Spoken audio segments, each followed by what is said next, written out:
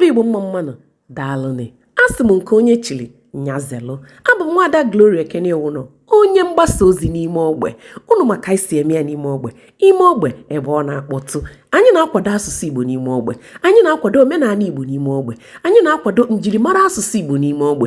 Ya bụ ọ bụ na ife asụsụ Igbo na-adị gị mma, omenala Igbo na-adị gị mma. Ngwa bịa nso ka anyị kwado asụsụ Igbo.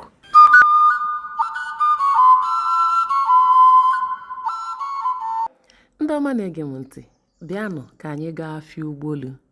Ugbolu dị n'ime Delta steeti. Ya bụ afịa bụ ebe ị ga-aba ịga iwere obere ego izujuo akpa.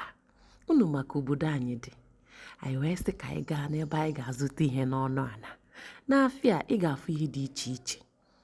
Ị ga-afụ ogede, ị ga-afụ tomato, ị ga-afụzikwa akwụkwọ nri, ụdị akwụkwọ nri ọbụla, ụdị ọbụla isi wee chọọ akwụkwọ nri ị ga-afụ ya.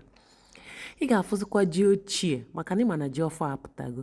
Enwezikwa une, nwekwa aṅala nke ndị ọzọ na-akpa ịka. N'ezie n'ebe m bịara ịgo azụ ọkpọọ, azụ wee gbaa kasa. Amịrị ọfụma nnọọ. Ọ dịkwa ọnụ anị. Ọ bụ na ị nọ n'ala Igbo, ị wee chọọ ịzụ afịa ebe ọ ga-adị mma, dịkwazịalị gị ọnụ ala, bịaba n'afịa Ugbolu. Azụ juru m akpa. Ya bụ afịa dị m mma. Ihe niile m nwetara n'afịa dị mma. Afụzikwala m azụ ndụ. Azụ ndụ dị n'iche n'iche. Afụrụ m fa. Afụzikwala m ebe a na-elegasị ihe niile. Ịbata n'afịa Ugbolu, o nwere ife ịma n'afụ. Afịa na-asụ asụ, afịa juru eju. Ndị mmadụ na-abịazikwa ịzụ afịa n'afịa Ugbolu maka na fa ma na n'afịa Ugbolu ka ị ga-enweta ihe n'ọnụ ala. Ị ga-enweta ihe n'obere ego. Ya bụ afịa, ndị mba na-abịasị afịa. Ọ bụrụ sọsọ ndị nọ n'Ugbolu na-abịa ya bụ afịa. Ndị si Anambra steeti na-abịa afịa Ugbolu. Afịa Ugbolu dị n'ime Delta steeti. Ndị sikwazi Imo steeti ma Abia steeti na-abịasị afịa Ugbolu. Afịa Ugbolu, ya bụ afịa amaka. Ijiri obere ego izujuo akpa. Ogede gbọrọ kasa ka nsi kwuo na mbụ. O juru ya bụ afịa.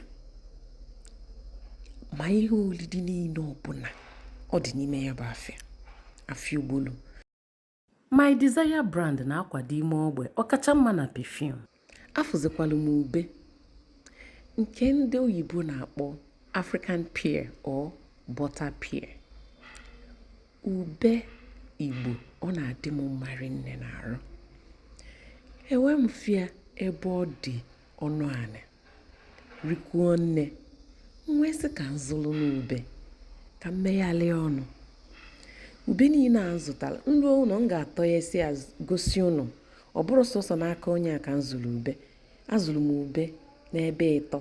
Ube 3,000 naira. Nruo ụlọ ngosi ụnụ ya. Ka anyị chọkana ndị nọ n'ime Ugbolu ebe a, anyị ga-agba ajụjụ ọnụ ka ha kọwakanala anyị ughọm na uru dị n'ahịa Ugbolu. Maka ị ga-enwelele ndị bi n'Ugbolu na-azụ afịa n'Ugbolu. Awọ afịa Ugbolu. Mbọsị afọ ka anyị na-azụ afịa ebe a. Afịa ebe a na-azụkwa ọfụma. Ya ife ebe a kunu na-egote ife nni. Ebe a ka anyị na-egote ife nni. Kedu ife na-apụta n'oge a plantain nke ndị oyibo na-akpọ plantain ka ogede.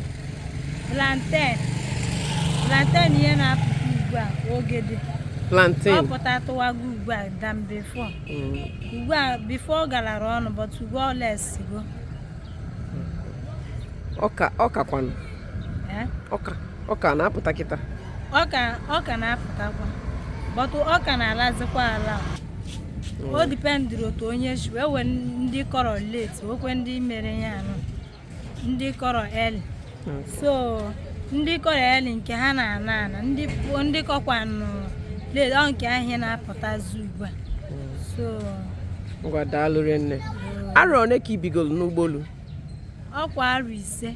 Arọ 5. Ugbolu ọ dị gị mma n'arụ na ana m afụ ya afụ. Daalụ nne. Afa gị kwanụ? Afa nwa Adaugo. Adaugo. Daalụ nne Adaugo. Mani Food and Beverages na-akwado ime ogbe manif ọkacha mma dị na mmanya. Anyị anụgo ife ezi nwaada gwara anyị maka afịa Ugbolu. O bigo na Ugbolu mgbe ara 5. Ya bụ na ọ mara ebe niile a na-azụta ihe n'Ugbolu. O mesịzikwala gosisi ebe ndị m ga-azụta ezigbo ife, mana ọ chọrọzi ka egosi iri. Afịa Ugbolu amaka. Ọ bụ na ị nọ n'ala Igbo, ị chọọ ịzụta ife n'ebe ọ dị ọnụ ala, bịa n'afịa Ugbolu. Ndị be anyị na-enu ube nzụlụ 3,000 naira n'afịa Ugbolu. Ube niile a ka m zụrụ 3,000 naira. Agaghị aleka m tata, ataka m ahụfụ, nwesị ka m zụrụ ube ka m wee n'onwe m obi. Maka na ogbu opi na-eficha imi. Biko, ebe ọbụla isi na-enene m, gbaa mbọ ka ị na-etinyelụ m aka n'ihe onyonyo. Aka m bụ nwaada Glory Ekene Wụnọ, onye ngosi ihe onyonyo gị n'ime ogbe. Daalụ rinne, Chukwu abịa ma gbaalụ gị ume. Ngwa nọdụ ọfụma, ya gazielụ gị.